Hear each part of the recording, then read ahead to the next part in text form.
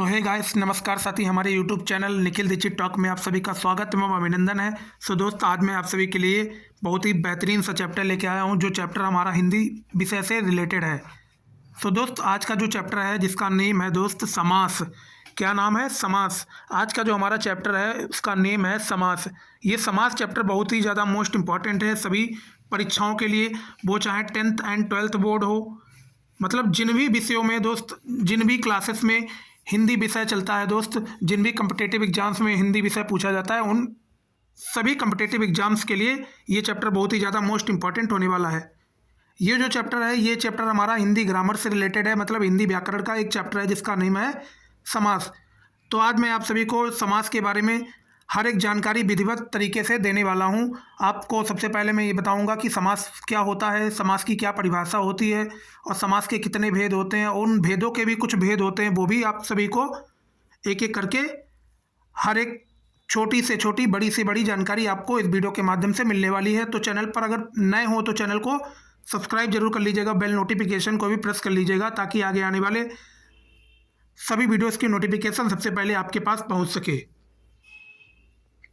तो ज़्यादा समय ना गवाते हुए हम अपने चैप्टर की शुरुआत करते हैं। आज का जो हमारा चैप्टर है वो है समास। तो सबसे पहले ये जानते हैं दोस्त कि समास हमारा होता क्या है। आज का चैप्टर है हमारा समास। ये समास जो है दोस्त, ये जो समास चैप्टर है ये बहुत ही ज़्यादा मोस्ट इंपॉर्टेंट है। ये सभी परीक्षाओं के लिए बहुत ही ज़्यादा मोस्ट इंपॉर्टेंट है। ये हमारा हिंदी का चैप्टर है। तो चलिए हम समास की शुरुआत करते हैं। सबसे पहले ये जानते हैं कि समास आखिर होता क्या है।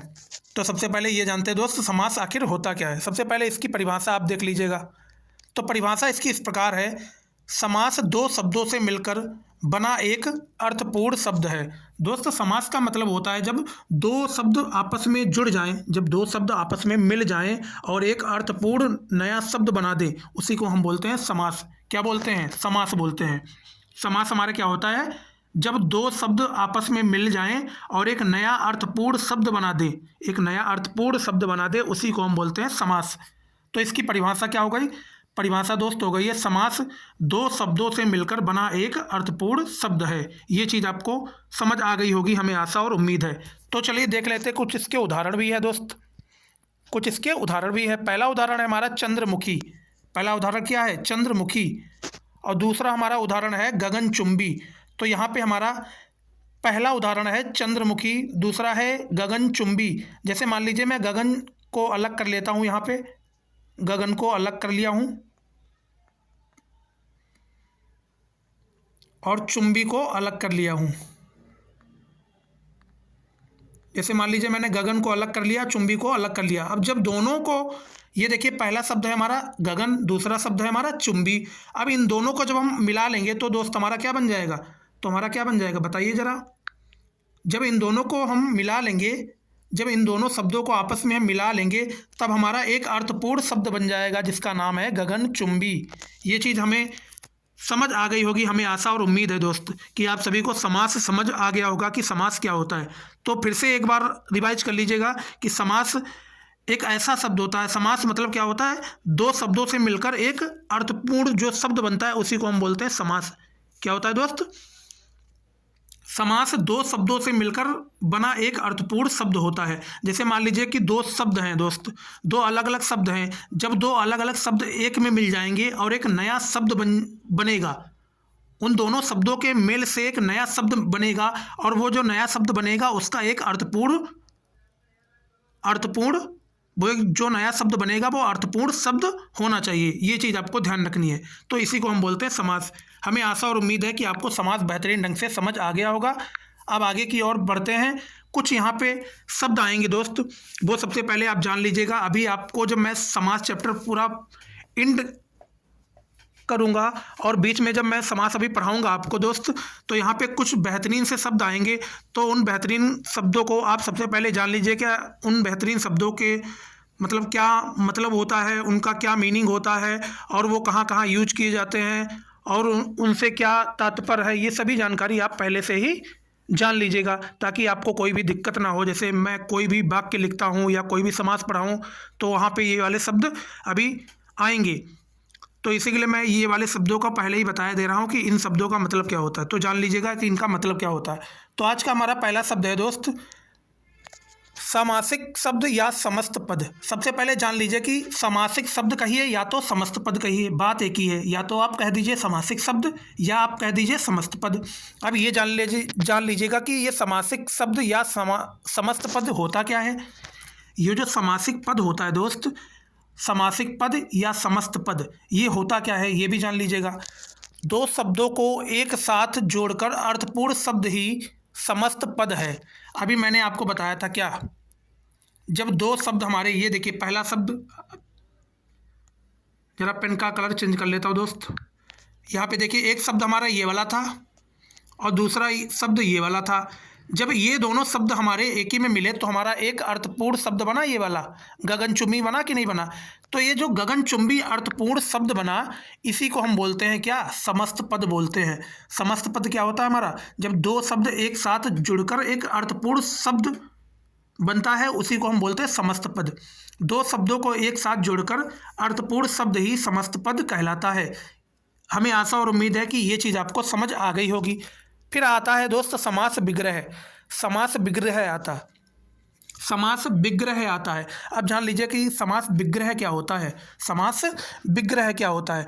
तो यहाँ पर आपको ध्यान से देखना है कि समास विग्रह क्या होता है। यहाँ पे लिखा है सामासिक पद को तोड़ना।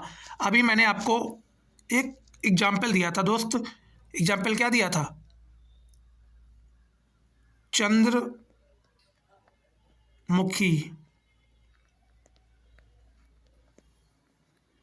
चंद्रमुख दिया था हमने एक उदाहरण, चंद्रमुख। ये देखिए मैंने यहाँ पे भी आपको उदाहरण दिया था, सॉरी चंद्रमुख नहीं दिया था आपको, मैंने गगनचुंबी दिया था उदाहरण। क्या दिया था, गगनचुंबी। अब इसको दोस्तों कैसे तोड़ेंगे, इसको तोड़ के बताइए। चंद्र और मुख, चंद्र प्लस मुख। अब जरा यहाँ पे ध्यान से देखिएगा जो मैं बताने जा रहा हूँ। अभी मैंने आपको समासिक शब्द या समस्त पद में ये बताया था, दो शब्द जब आपस में मिलेंगे तो एक नया शब्द निर्माण करेंगे। जब दो शब्द आपस में मिलेंगे एक नया शब्द में निर्माण करेंगे, और ये वाला नया शब्द निर्माण हुआ था तो इसको हमने सबसे पहले बोल दिया था क्या, समस्त पद बोल दिया था। अब जरा आइए समास विग्रह पे, अब आइए जरा समास विग्रह पे। अब समास विग्रह क्या कहता है दोस्त, सामासिक पद को तोड़ना। ये हमारा सामासिक पद है, ये हमारा सामासिक पद है। गगनचुंबी जो है, सॉरी गगन चंद्रमुख जो है, ये जो चंद्रमुख है दोस्त, ये हमारा क्या है, सामासिक पद है। क्या है, सामासिक पद है। ये जो चंद्रमुख है ये हमारा क्या है, सामासिक पद है। अब कहा जा रहा है कि सामासिक पद को तोड़ना। तो देखिए मैंने सामासिक पद को दो शब्दों में तोड़ दिया। एक तो हमने चंद्र में तोड़ दिया, दूसरा हमने तोड़ दिया मुख में। एक तो देखिए मैंने चंद्र में तोड़ दिया, दूसरा हमने तोड़ दिया इसको मुख में। तो देखिए हमने एक शब्द को दो में तोड़ दिया। इसी को हम बोलते हैं समास विग्रह, इसी को हम बोलते हैं समास विग्रह। जब एक बड़े शब्द को हम दो शब्दों में तोड़ देते हैं, जब हम एक शब्द को दो शब्दों में तोड़ देते हैं तो तोड़ने वाली जो विधि होती है दोस्त, जिनमें दो शब्द टूटेंगे उसी को हम बोलते हैं समास विग्रह। ये देखिए बड़ा शब्द था हमारा, इसको हम बोलते हैं सामासिक पद। इसको क्या बोलते हैं, सामासिक शब्द या समस्त पद बोलते हैं। इसी समस्त पद को हमने तोड़ा है। जब तोड़ा है तो किस में टूटा है, एक तो चंद्र में टूटा है, दूसरा ये मुख में टूटा है। तभी देखिए दो शब्दों में टूट गया है। तो इसी टूटने को ही हम बोलते हैं समास विग्रह। क्या बोलते हैं, समास विग्रह। हमें आशा और उम्मीद है कि आपको समझ आ गया होगा हर एक चीज़ जो मैंने यहाँ पे आपको भी बताई है। अब जरा चलते हैं अगले शब्द। अगला शब्द हमारा क्या है दोस्त, अगला शब्द भी देख लेते हैं। अगला शब्द है पूर्व पद। पूर्व पद, अगला शब्द क्या है दोस्त, पूर्व पद। सामासिक शब्द का पहला पद। दोस्त पूर्व पद का मतलब होता है कि पहला पद। पूर्व पद का मतलब क्या होता है, पूर्व पद का मतलब होता है पहला पद। अब जरा देखिएगा कि ये चंद्रमुख है जो, अभी जरा इसको मैं इरेज कर लेता हूँ ताकि आपको हर एक चीज़ बेहतरीन ढंग से समझ आ जाए।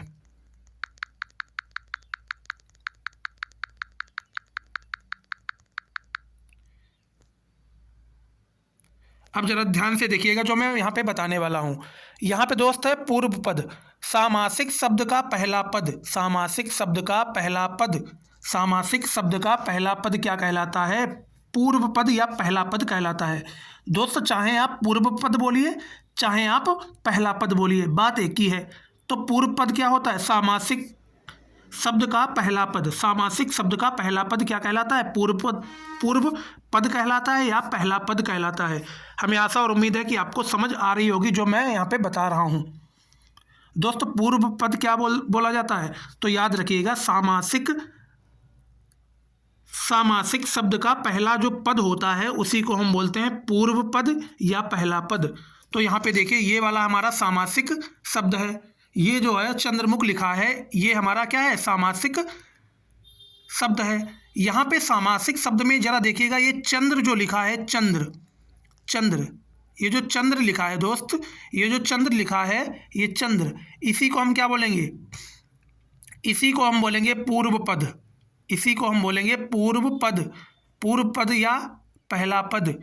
इसी को हम बोलेंगे पूर्व पद या पहला पद। तो दोस्तों, हमें आशा और उम्मीद है कि आपको पूर्व पद भी समझ आ गया होगा। देखिए, पूर्व पद का मतलब होता है सामासिक शब्द का पहला पद। तो ये देखिए, जो चंद्रमुख लिखा है, ये हमारा सामासिक शब्द है। तो सामासिक शब्द का पहला पद जो होता है उसी को हम बोलते हैं पूर्व पद। फिर आता है हमारा उत्तर पद। सामासिक शब्द के बाद का पद। सामासिक शब्द के बाद का पद। सामासिक शब्द के बाद का पद। सामासिक शब्द के बाद का पद क्या होता है दोस्त? उत्तर पद होता है। अब मैं ज़रा इसको इरेज कर लेता हूँ पूरे को, ताकि आपको यहाँ पे और अच्छे तरीके से समझा सकूँ।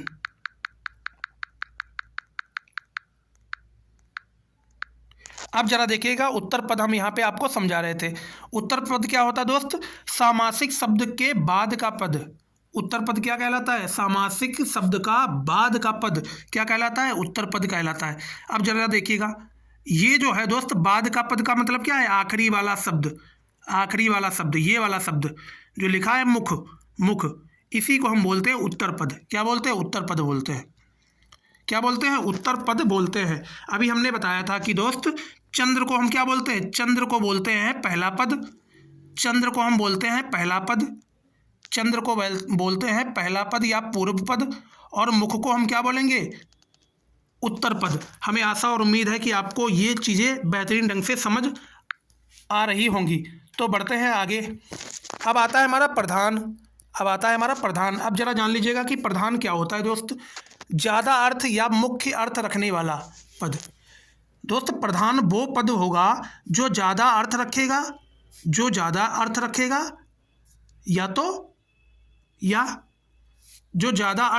या तो मुख्य अर्थ रखेगा, उसे हम क्या बोलेंगे? प्रधान बोलेंगे।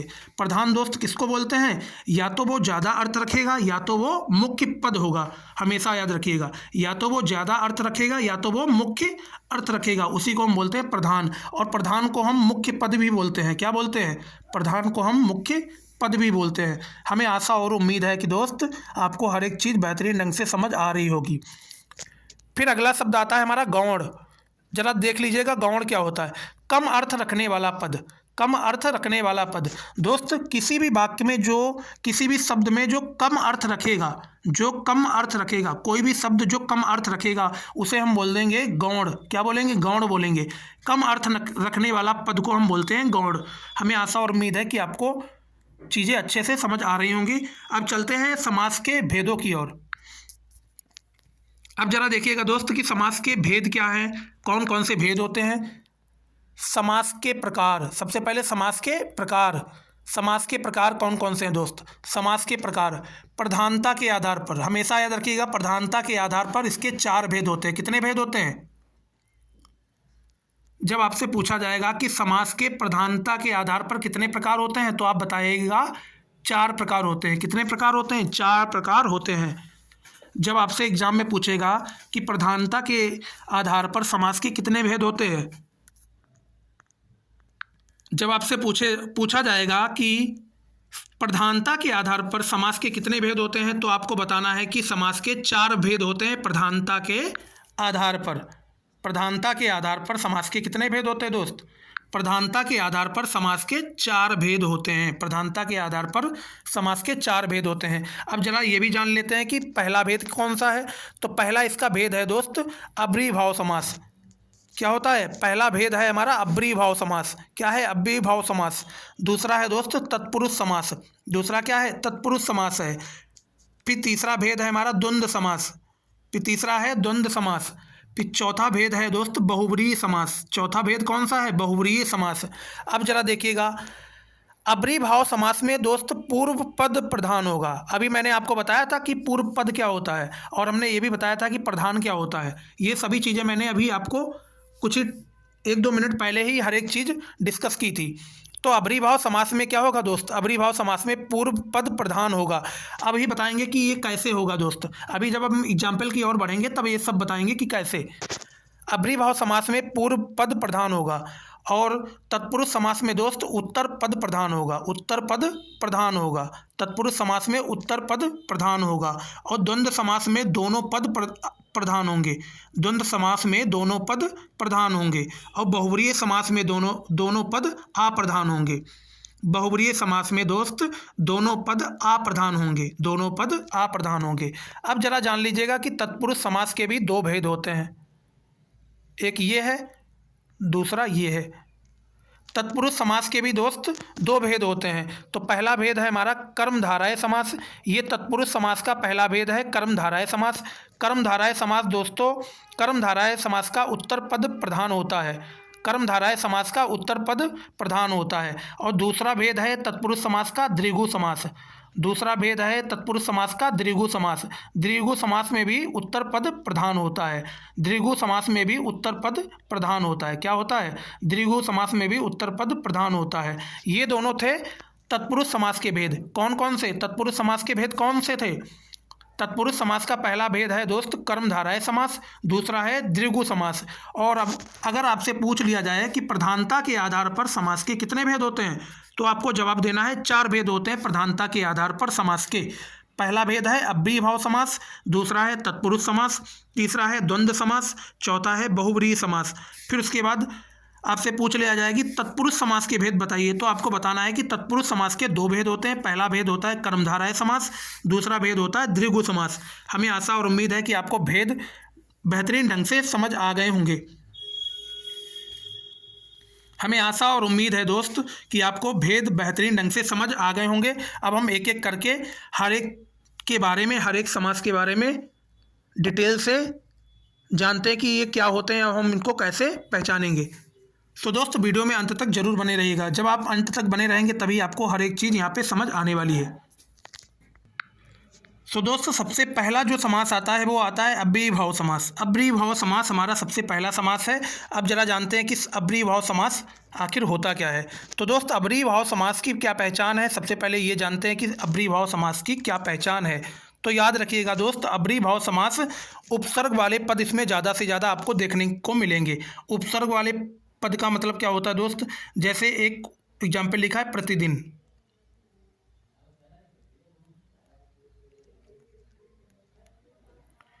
प्रतिदिन यहाँ पे लिखा है, क्या लिखा है दोस्त? प्रतिदिन।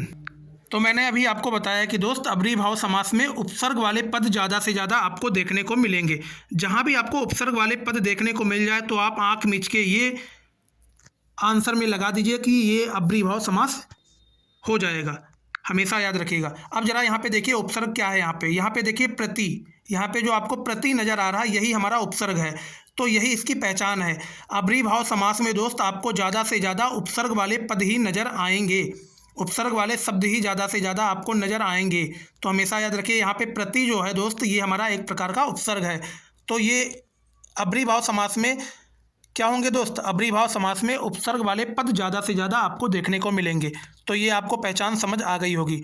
इसमें प्रथम पद प्रधान होगा। प्रथम पद प्रधान होगा दोस्त। इसमें देखिए ये वाला जो पद है प्रति, ये हमारा मुख्य है, मतलब एक प्रकार का प्रधान है। क्या है? प्रधान है। क्या है? प्रधान है। और ज़रा देखिएगा फिर अगली पहचान है पहला पद या पूर्व पद, किंतु पहला पद या पूर्व पद छोटा किंतु ज़्यादा अर्थ रखेगा। दोस्त यहाँ पे देखिएगा ये पहला पद जो है, ये जो पहला पद है ये छोटा ज़रूर है पर ये यहाँ पे ज़्यादा अर्थ रख रहा है। क्या अर्थ रख रहा है? ये ज़्यादा अर्थ रख रहा है। अब ज़रा देखिए समान अर्थ वाले 2 शब्द एक साथ आ जाएं। समान अर्थ वाले 2 शब्द एक साथ जहाँ भी आ जाएं तो याद रखिएगा वो अव्रीभाव समास हो जाएगा। अब ज़रा फिर से मैं आपको रिवाइज करा दे रहा हूँ दोस्त, याद रखिएगा। जहाँ पे उपसर्ग वाले पद आ जाएंगे वो हमारा अव्रीभाव समास होगा, और जहाँ पे एक समान अर्थ रखने वाले दो शब्द आ जाएं, एक समान अर्थ रखने वाले दो शब्द एक साथ आ जाएं, वहाँ भी हमारा अव्ययीभाव समास हो जाएगा।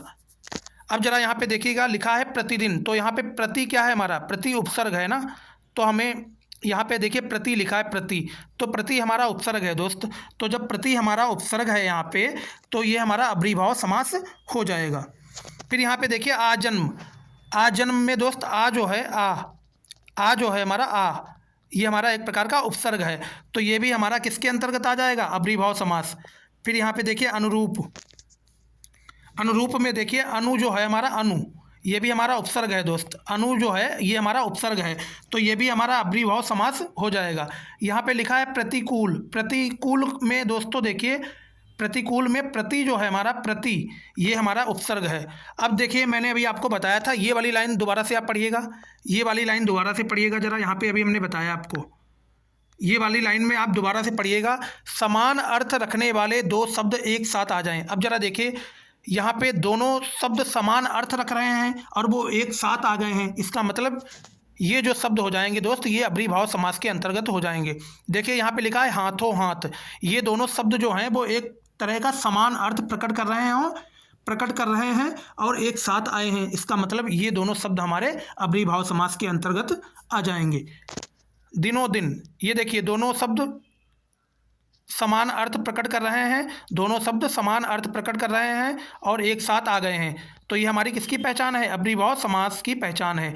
रातों रात, रातों रात, ये देखिए दोनों समान शब्द भी आ गए हैं और एक जैसा अर्थ भी प्रकट कर रहे हैं, एक जैसा अर्थ भी प्रकट कर रहे हैं, तो यही हमारी अव्ययीभाव समास की पहचान होती है। इसमें दोस्त पहली पहचान होगी कि इसमें ज़्यादा से ज़्यादा आपको उपसर्ग वाले पद देखने को मिलेंगे, और नहीं अगर उपसर्ग वाले पद देखने को मिलेंगे तो आपको ऐसे समान अर्थ रखने वाले शब्द दिखेंगे, ऐसे समान अर्थ रखने वाले शब्द दिखेंगे जिनका अर्थ क्या होगा, सेम होगा, जिनका अर्थ मिलता जुलता होगा एक दूसरे से। तो हमें आशा और उम्मीद है कि आपको अव्ययीभाव समास बेहतरीन ढंग से समझ आ गया होगा। फिर आता है हमारा द्विगु समास। फिर क्या आता है, द्विगु समास। अब जरा देख लेते हैं कि द्विगु समास क्या होता है। द्विगु समास पहला मैंने आपको पढ़ा दिया कि कौन सा होता है, अव्ययीभाव समास। अव्ययीभाव समास पहला होता है, दूसरा होता है द्विगु समास। तो द्विगु समास की पहचान जरा जान लीजिएगा कि इसकी पहचान क्या होती है। तो दोस्त यहाँ पे उत्तर पद प्रधान होता है, उत्तर पद प्रधान होता है। द्विगु समास में उत्तर पद प्रधान होता है। उत्तर पद का मतलब होता है दूसरा पद। यहाँ पे जो दूसरा पद होता है, दूसरा पद यहाँ पे क्या होता है, प्रधान होता है। दूसरा पद यहाँ पे क्या होता है, प्रधान होता है। ये चीज़ हमेशा याद रखिएगा, यहाँ पे दूसरा जो पद होता है वो प्रधान होता है, दूसरा पद प्रधान होता है। अभी मैंने आपको यहाँ पे बताया था दूसरा पद कौन सा होता है। अभी ज़रा पीछे ले चलता हूँ आपको। ये देखिए मैंने यहाँ पे बताया था मुख, ये जो मुख लिखा है इसी को हम बोलते हैं दूसरा पद, इसी को हम बोलते हैं दूसरा पद। क्या बोलते हैं, इसी को हम बोलते हैं दूसरा पद। तो यहाँ पे दोस्त जो उत्तर पद होता है वो क्या होता है, प्रधान होता है, दूसरा पद प्रधान होता है। हमें आशा और उम्मीद है कि आपको बेहतरीन ढंग से हर एक चीज़ समझ आ रही होगी। पूर्व पद या पहला पद संख्यावाचक होगा, पूर्व पद या पहला पद यहाँ पे संख्यावाचक होगा, पूर्व पद या पहला पद। देखिए ज़रा ध्यान से सुनिएगा दोस्त, इसमें दूसरा पद क्या होगा, प्रधान होगा, दूसरा पद प्रधान होगा, और इसमें जो पहला पद होता है वो संख्यावाचक होता है, वो संख्यावाचक होगा। उदाहरण में ज़रा देख लीजिएगा, उदाहरण में ज़रा देख लीजिएगा। अब जरा देखिएगा इसमें क्या बोला गया है कि पूर्व पद या पहला पद क्या होगा, संख्यावाचक होगा। तो यहाँ पे देखिएगा ती लिखा है ना, तिराहा लिखा है पूरा शब्द हमारा, तिराहा। तो यहाँ पे देखिए ती जो है, ती ये एक प्रकार की संख्या दर्शा रही, क्या दर्शा रही दोस्त, यहाँ पे एक प्रकार की संख्या दर्शा रहा है, एक प्रकार का संख्या दर्शा रहा है। तिराहा जो तीन राहों वाला मतलब तिराहा, तो यहाँ पे एक प्रकार की संख्या दर्शाई गई है। तो ये किसका उदाहरण हो जाएगा, द्विगु समास का उदाहरण हो जाएगा। नवरात्र ये भी एक प्रकार का दोस्त द्विगु समास का उदाहरण है। दोपहर ये भी एक प्रकार का समय है। त्रिभुज जिनकी तीन भुजाएं हैं दोस्त, ये भी संख्या दर्शा रहा है, तीन भुजाएं जिनकी हों, त्रिभुज ये भी एक प्रकार की संख्या दर्शा रहा है। तो याद रखिएगा जो संख्या दर्शाने वाले शब्द होंगे वो हमारे कहलाएंगे द्विगु समास। क्या कहलाएंगे, द्विगु समास। और यहाँ पे लिखा है चतुर्भुज ये भी हमारा संख्या दर्शा रहा है। यहाँ दशानन मतलब जिसके 10 मुख हों, जिसके 10 मुख हों, ये भी एक प्रकार की संख्या दर्शा रहा है। ये भी शब्द एक प्रकार की संख्या दर्शा रहा है। तो हमें मालूम हो चुका है कि जो भी शब्द, तो हमें आशा और उम्मीद है कि दोस्त ये चीज़ आपको समझ आ गई होगी कि जहाँ भी संख्यावाचक शब्द आ जाएंगे, जहाँ पे भी मतलब कोई भी शब्द संख्या को दर्शाएगा, तो वहाँ पे द्विगु समास हो जाएगा। तो यहाँ पे लिखा है पंचवटी, फिर लिखा है सप्ताह। सप्ताह का मतलब होता है 7 दिन। सप्ताह का मतलब होता है 7 दिन। यहाँ पे देखिए एक प्रकार की संख्या दर्शा रहा है, तो इसका मतलब है ये हमारा द्विगु समास हो जाएगा। हमें आशा और उम्मीद है कि आपको द्विगु समास बहुत ही अच्छे तरीके से समझ आ गया होगा। फिर आते हैं हम द्वंद्व समास पे। फिर आते किस पे हम? द्वंद्व समास पे। फिर हम दोस्त आते हैं द्वंद्व समास पे। अब जरा ये जानते हैं कि द्वंद्व समास होता क्या है। तो सबसे पहले मैं आपको बताता हूँ कि द्वंद्व समास की क्या पहचान है। इसमें दोनों पद प्रधान होंगे, दोनों पद प्रधान होंगे। जैसे मैंने लिखा था गगनचुंबी, गगनचुंबी,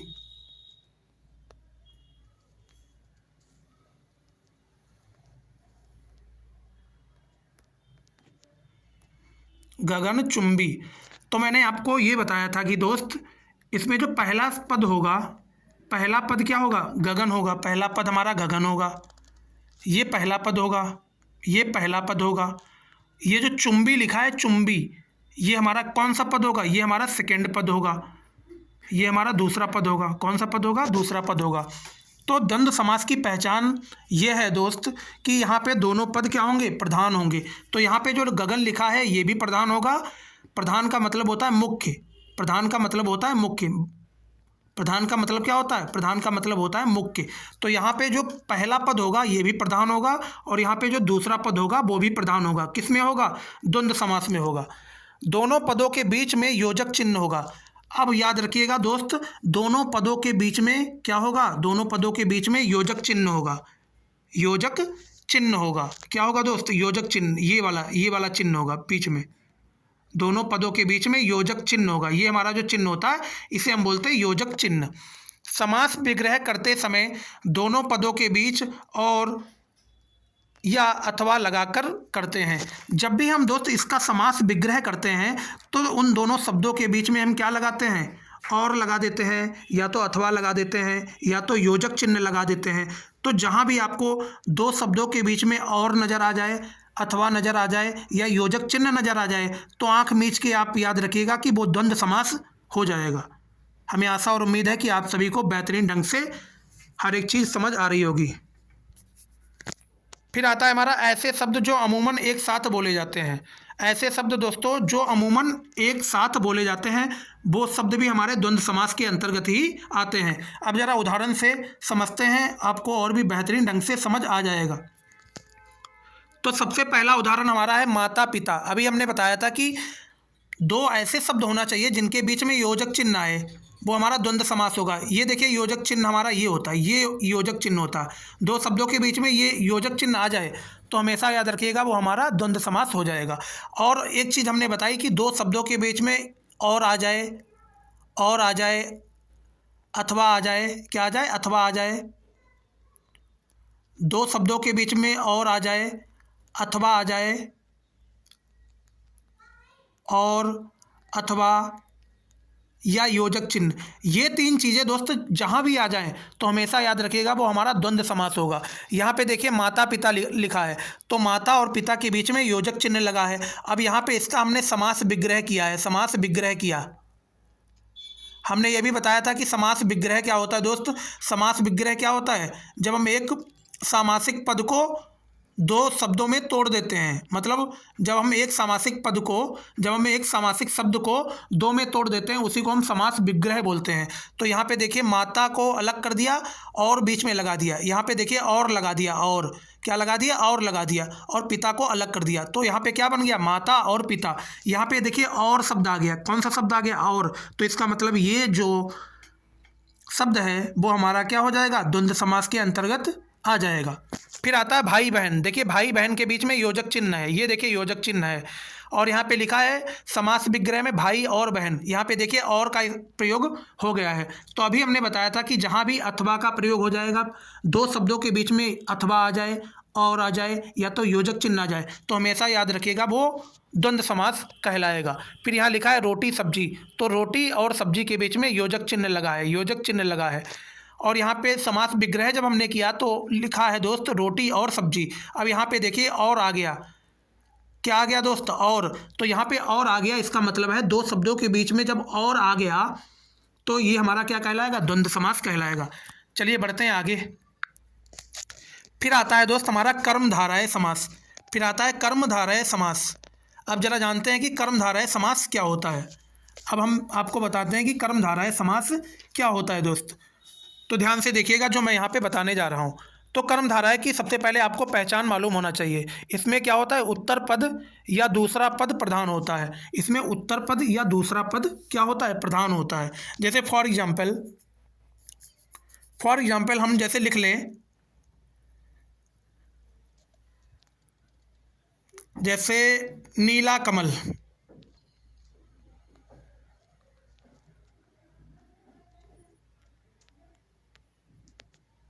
नीला कमल। अब जरा इसमें बताइएगा कि दोस्त इसमें दूसरा पद कौन सा होगा? दूसरा पद हमारा होगा कमल। दूसरा सब पद क्या होगा? कमल। तो यहाँ पे जो कमल है दोस्त ये प्रकार का प्रधान है, एक प्रकार का प्रधान है। प्रधान का मतलब होता है मुख्य है। क्या है? मुख्य है। तो कर्मधारय समास की पहली पहचान ये होती है कि इसमें उत्तर पद या दूसरा पद प्रधान होता है। तो यहाँ पे जो कमल है ये एक प्रकार का प्रधान के रूप में काम कर रहा है, मुख्य के रूप में काम कर रहा है। फिर जरा देखिएगा, पहला पद दूसरे पद की विशेषता बताता है। पहला पद दूसरे पद की विशेषता बताता है, इसलिए पूर्व पद को विशेषण तथा उत्तर पद को विशेष्य कहते हैं। अब जरा देखिएगा कि आपको बहुत ही बेहतरीन ढंग से समझ आने वाला है। यहाँ पे लिखा है दोस्त पहला जो पद होता है वो दूसरे पद की विशेषता बताता है। पहला पद होता है जो वो दूसरे पद की विशेषता बताता है। तो यहाँ पे जरा देखिएगा गौर करके, यहाँ पे ये वाला पहला पद है भाई, ये भाई जो नीला लिखा है नीला, ये हमारा दूसरा पद है। सॉरी, ये हमारा दूसरा पद है, ये हमारा दूसरा पद है। और ये वाला हमारा पहला पद है, ये वाला हमारा पहला पद है। यहाँ पे जो नीला लिखा है वो हमारा पहला पद है। यहाँ पे जो कमल लिखा है वो हमारा दूसरा पद है, वो हमारा क्या है? दूसरा पद है। अब यहाँ पे जरा गौर करके देखिए, यहाँ पे लिखा है पहला पद दूसरे पद की विशेषता बताता है। पहला पद दूसरे पद की विशेषता बताता। तो यहाँ पे जो पहला पद है वो नीला है, दूसरे पद की विशेषता बता रहा है। मतलब ये विशेषता बता रहा है किसकी? कमल की बता रहा है। मतलब कमल क्या है? कमल दूसरा पद है। तो पहला पद दूसरे पद की विशेषता बता रहा है, और विशेषता बताने में क्या कह रहा है कि ये जो कमल है वो नीला है। जो कमल है दोस्त वो नीला है। तो यहाँ पे जो नीला है, नीला जो शब्द नीला है वो पहला पद है, और ये पहला पद दूसरे पद की विशेषता बता रहा है। और दूसरा पद है हमारा कमल, दूसरा पद है कमल। तो यहाँ पे जो नीला है इसे हम क्या बोलेंगे? इसे हम क्या बोलेंगे? नीला को हम बोलेंगे विशेषण। नीला को क्या बोलेंगे? विशेषण। नीला को बोलेंगे विशेषण और कमल को बोलेंगे विशेष्य। हमें आशा और उम्मीद है कि ये चीज़ आपको समझ आ गई होगी। अब चलते हैं नेक्स्ट पेज पे, आपको बेहतरीन ढंग से और भी अच्छे तरीके से समझाते हैं। यहाँ पे थोड़ा मिसप्रिंट हो गई दोस्त लिखने में, इसको सही कर लेते हैं। नीला कमल। अब ज़रा देखिएगा, इसमें मैं यहाँ पे लिख लेता हूँ बड़ा बड़ा।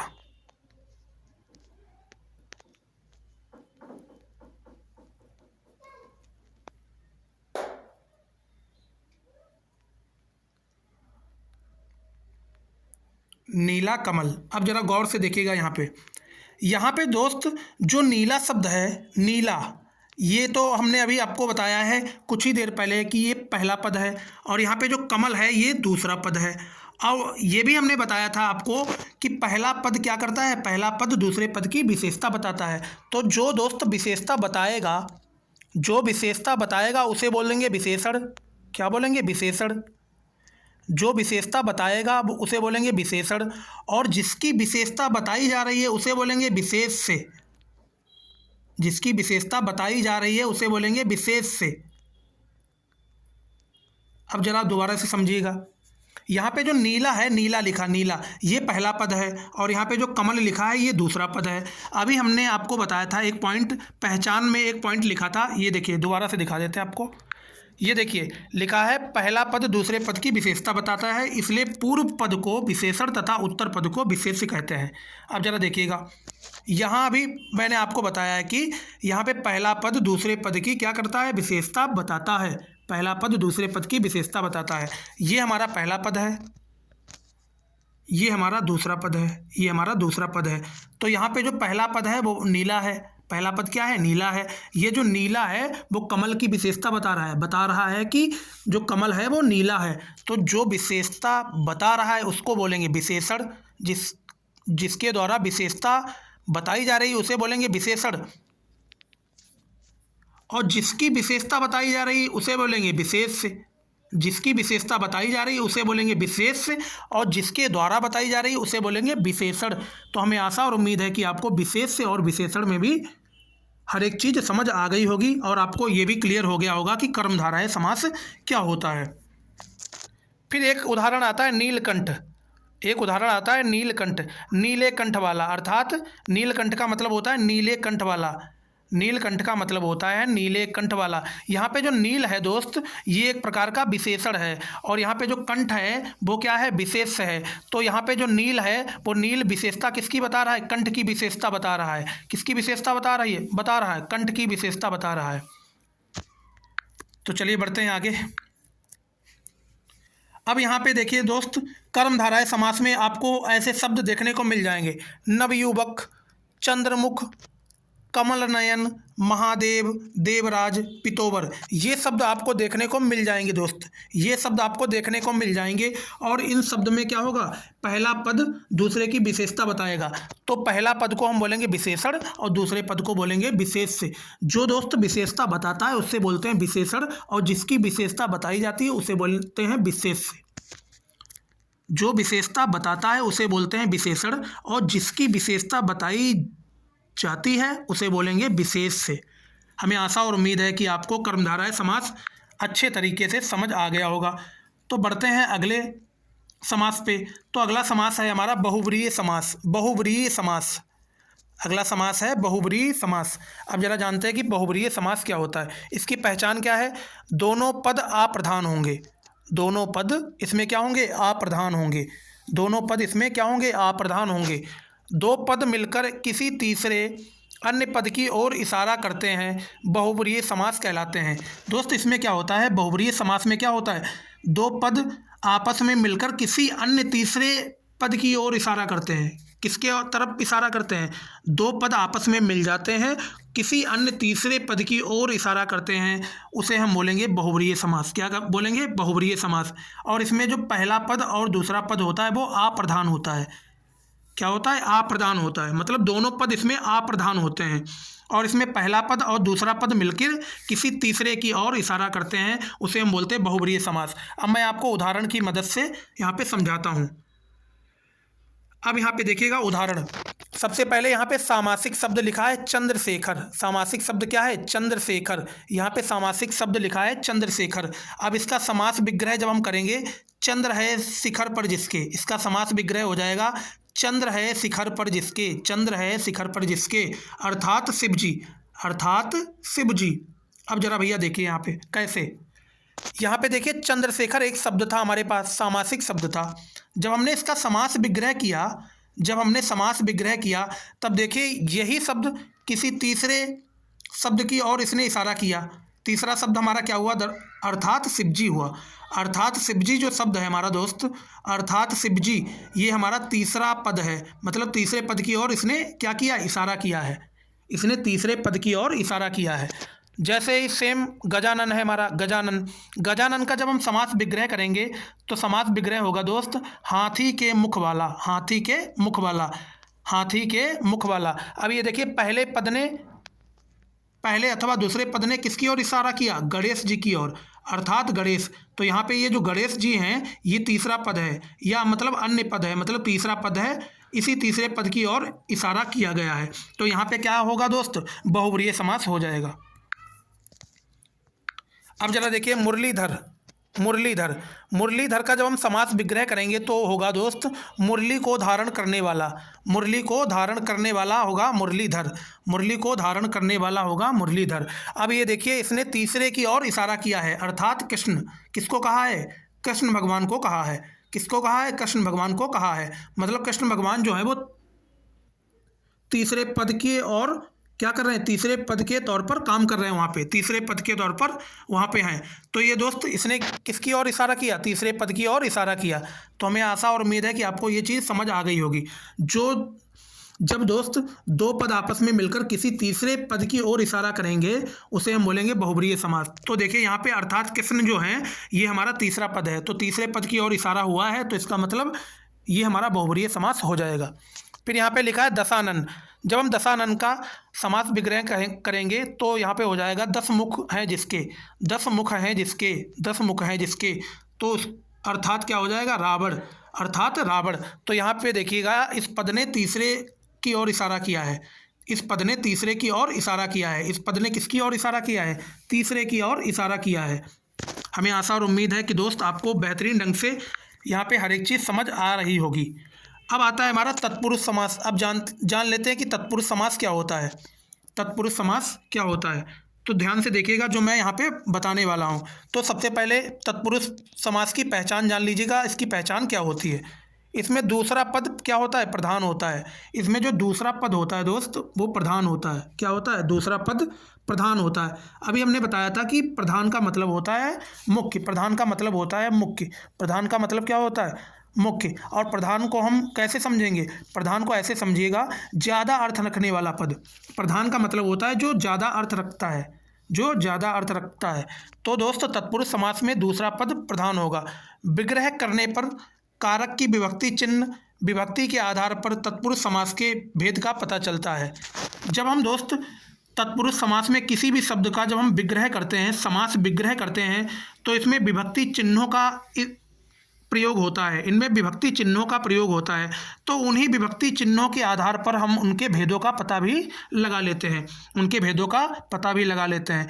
दोस्त अगर आपने इससे पहले वो कारक चैप्टर नहीं पढ़ा है तो आप कारक चैप्टर को पहले क्लियर करिएगा, उसके बाद ही आप यहाँ पे समास चैप्टर को क्लियर करिएगा। क्योंकि यहाँ पे मैंने आपको डिटेल्स में विभक्ति चिन्ह भी समझाए हैं कि कारक के कितने भेद होते हैं और कौन कौन से विभक्ति कहाँ पे आते हैं। हर एक चीज़ मैंने वहाँ पे उस वीडियो में डिटेल से डिस्कशन किया है। तो वहाँ पे दोस्त आप सबसे पहले विभक्ति को क्लियर करके आइए, उसके बाद ही इस वीडियो को देखिए, तभी आपको हर एक चीज़ यहाँ पे समझ आएगी। अब ज़रा देखिएगा, यहाँ पे कहा गया है कि जब हम किसी भी शब्द का विग्रह करते हैं, जब हम किसी भी शब्द का विग्रह करते हैं तो उनके बीच में क्या आएगा? विभक्ति चिन्ह आएगा दोस्त। उनके बीच में विभक्ति चिन्ह आएगा। तो जब विभक्ति चिन्ह आएगा तो उसी विभक्ति चिन्ह के आधार पर हम तत्पुरुष समास के भेदों का भी पता लगा लेते हैं। अब विभक्ति चिन्ह दोस्त कैसे? जैसे फॉर एग्जाम्पल को है, को ये हमारा विभक्ति चिन्ह है। से ये हमारे विभक्ति चिन्ह है। और क्या दोस्त? के लिए, का, की, के, ये सभी हमारे क्या हैं? विभक्ति चिन्ह हैं। तो हमें आशा और उम्मीद है कि ये चीज़ आपको क्लियर हो चुकी होगी। अब मैं एग्जाम्पल की मदद से आप सभी को बेहतरीन ढंग से समझाऊंगा यहाँ पे। तो इससे पहले सबसे पहले आप यहाँ पे तत्पुरुष समास के भेद जान लीजिएगा। तत्पुरुष समास के भेद जान लीजिएगा। तत्पुरुष समास के क्या जान लीजिएगा? भेद जान लीजिएगा दोस्त। तो इसका पहला जो भेद होता है वो होता है कर्म। 2 3 4 5 6। तो याद रखिएगा दोस्त तत्पुरुष समास के कितने भेद होते हैं? 6 भेद होते हैं। तत्पुरुष समास के 6 भेद होते हैं। तो पहला भेद दोस्त है कर्म को। कर्म को, कर्म को। अब याद रखिएगा जहाँ भी आपको को विभक्ति नज़र आ जाए, जहाँ भी को विभक्ति नज़र आ जाए तो हमेशा याद रखिएगा वो हमारा कर्म तत्पुरुष समास हो जाएगा। फिर दूसरा भेद है करण से। जहाँ भी आपको से विभक्ति नज़र आ जाए, से विभक्ति नज़र आ जाए तो हमेशा याद रखिएगा वो हमारा करण तत्पुरुष समास कहलाएगा। फिर तीसरा हमारा भेद है संप्रदान के लिए। जहाँ भी आपको के लिए सब विभक्ति चिन्ह आ जाए, के लिए विभक्ति चिन्ह जहाँ भी आपको नज़र आ जाए तो याद रखिएगा वो हमारा संप्रदान तत्पुरुष समास कहलाएगा। फिर अगला आता है अपादान से। अपादान से। अब यहाँ भी भाई से आया और कर्म और करण से करण के साथ भी से आया। तो याद रखिएगा दोस्त, इस से का मतलब होता है अलगाव। मैंने जब आपको कारक पढ़ाया था वहाँ भी बताया था, इस से का मतलब होता है अलगाव। अलगाव, इस से का मतलब होता है अलगाव। यहाँ पे दोस्त ये वाला जो से होगा ये एक प्रकार का अलगाव दिखाएगा, और यहाँ पे से का मतलब होता है के द्वारा। के द्वारा, के द्वारा। ये चीज़ आपको समझ आ गई होगी, हमें आशा और उम्मीद है। तो जहाँ भी दोस्त आपको से नज़र आ जाए, से विभक्ति नज़र आ जाए, से विभक्ति नज़र आ जाए और उस वाक्य में एक प्रकार का अलगाव दिखाता हुआ नज़र आ जाए, तो याद रखिएगा वहाँ पे हमारा अपादान तत्पुरुष समास हो जाएगा। फिर अगला नंबर 5 पे आता है संबंध का, की, के। जहाँ भी आपको का, की, के ये सभी विभक्ति नज़र आ जाएं तो याद रखिएगा वो हमारा संबंध तत्पुरुष समास कहलाएगा। फिर लास्ट नंबर पे आता है, छठे नंबर पे अधिकरण। अधिकरण, अधिकरण में दोस्त या तो आपको में नज़र आ जाए या तो आपको पर नज़र आ जाए। में या पर, में या पर, ये विभक्ति चिन्ह जहाँ भी आपको नज़र आ जाएंगे तो याद रखिएगा वो हमारा अधिकरण तत्पुरुष समास कहलाएगा। फिर चलते हैं, आपको उदाहरण की सहायता से बेहतरीन ढंग से यहाँ पे समझाते हैं, बेहतरीन ढंग से समझाते हैं। तो पहला हमारा उदाहरण है दोस्त, पहला उदाहरण क्या है हमारा, गौर से देखिएगा जो हम यहाँ पे आपको बताने वाले हैं। पहला उदाहरण है गगनचुंबी। गगनचुंबी, अब जरा देखिएगा गगनचुंबी, तो हमने जब इसका समास विग्रह किया दोस्त तो ये हुआ गगन को चूमने वाला। गगन को चूमने वाला, तो गगनचुंबी को हम बोलेंगे दोस्त गगन को चूमने वाला। अब यहाँ पे देखिएगा, यहाँ पे को विभक्ति आ गई। को विभक्ति यहाँ पे आपको नज़र आ रही होगी, को विभक्ति। तो यहाँ पे जब को विभक्ति आ गई है, अभी मैंने आपको विभक्ति, अभी हमने आपको तत्पुरुष समास के भेद पढ़ाए थे, तब आपको बताया था कि जहाँ भी को विभक्ति नज़र आ जाए तो याद रखिएगा वो हमारा दोस्त कर्म तत्पुरुष समास कहलाएगा। अब यहाँ पे देखिए कर्म के साथ को लगा है, कर्म के साथ को लगा है, तो यहाँ भी देखिएगा कर्म के, यहाँ भी गगन को चूमने वाला, गगन को चूमने वाला, यहाँ पे देखिए को विभक्ति आ गई है, तो इसका मतलब ये हमारा कर्म तत्पुरुष समास हो जाएगा। कर्म तत्पुरुष समास हो जाएगा, कर्म तत्पुरुष समास हो जाएगा दोस्त।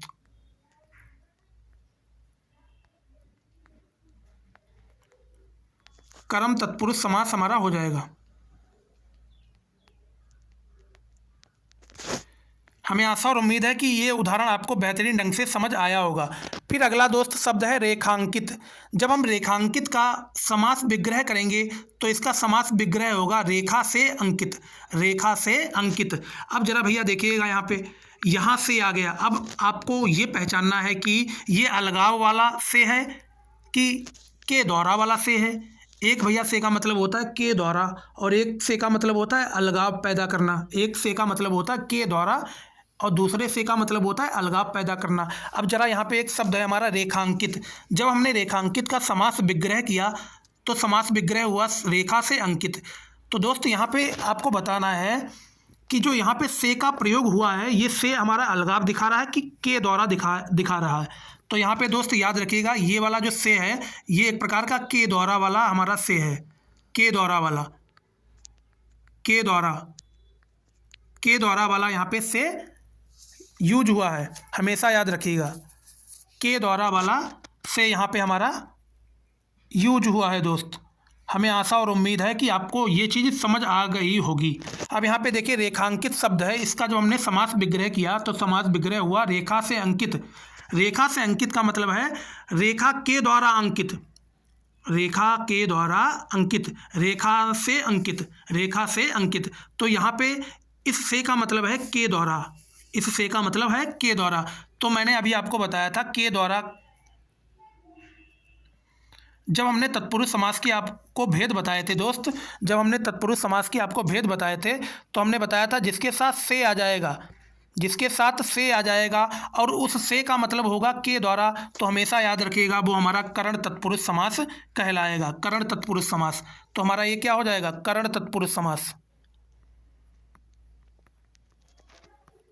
करण तत्पुरुष समास।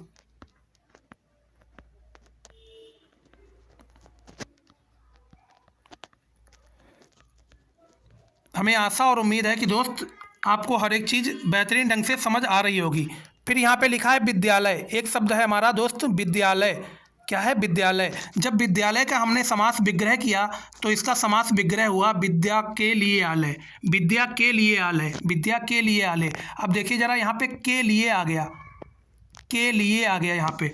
अभी हमने बताया था कि जिसके साथ विभक्ति के लिए आ जाएगा, विभक्ति कौन सा? के लिए।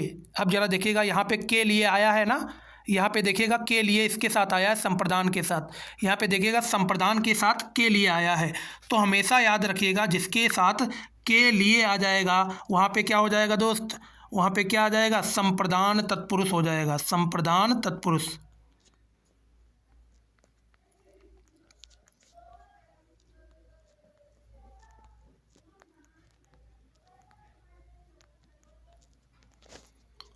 संप्रदान तत्पुरुष समास। हमें आशा और उम्मीद है कि आप बहुत ही अच्छे तरीके से किसी भी वाक्य को या किसी भी शब्द को या किसी भी समास विग्रह को आसानी से पहचान सकते हैं। फिर अगला दोस्त हमारा शब्द है रोग मुक्त। रोग मुक्त। जब हमने इसका समास विग्रह किया तो यहाँ पे हुआ इसका रोग से मुक्त, रोग से मुक्त। अब यहाँ पे एक कन्फ्यूजन आएगा दोस्त कि यहाँ भी से आ गया है। अब हम इसको कैसे पहचानेंगे कि यहाँ पे से का मतलब भैया क्या होता है? अब इसे हम कैसे पहचानेंगे? तो दोस्त ये एक बात बताइए, मुक्त का मतलब क्या होता है? मुक्त का मतलब होता है छुटकारा। मुक्त का मतलब होता है छुटकारा, छुटकारा। मुक्त का मतलब होता है दोस्त छुटकारा। मुक्त का मतलब होता है दोस्त छुटकारा। तो यहाँ पे लिखा है रोग से मुक्त। हम रोग से मुक्त, इसका मतलब क्या हुआ दोस्त? रोग से मुक्त, हमें रोग से छुटकारा मिल गया, मतलब एक प्रकार का अलगाव हो गया ना। हमारे पास से रोग चला गया, हमारे पास से रोग चला गया, मतलब हमें रोग से छुटकारा मिल गया। एक प्रकार का रोग हमसे अलग हो गया ना, यहाँ पे अलगाव पैदा हो रहा है। तो हमने आपको बताया था जहाँ पे अलगाव पैदा होगा तो वहाँ पे कौन सा दोस्त तत्पुरुष समास होगा? यहाँ पे बताया था दोस्त आपको, यहाँ पे से का मतलब होगा अलगाव, तो यहाँ पे हमारा हो जाएगा अपादान तत्पुरुष समास। अपादान तत्पुरुष समास। इस से का मतलब होगा दोस्त अपादान तत्पुरुष समास।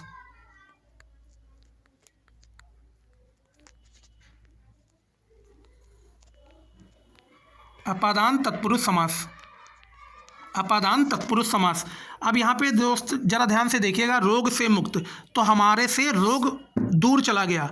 मुक्त का मतलब है हम रोग से छुटकारा पा गए, हम रोग से छुटकारा पा गए।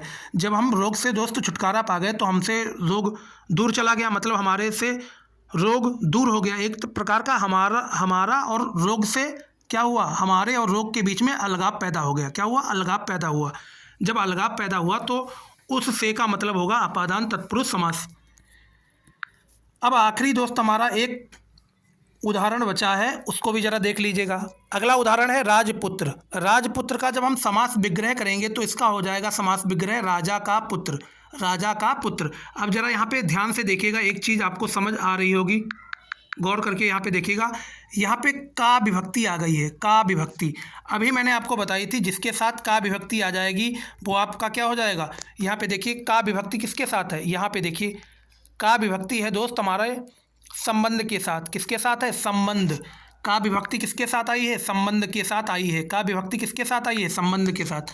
तो यहाँ पे हमारा भाई हो जाएगा संबंध तत्पुरुष समास, संबंध तत्पुरुष समास।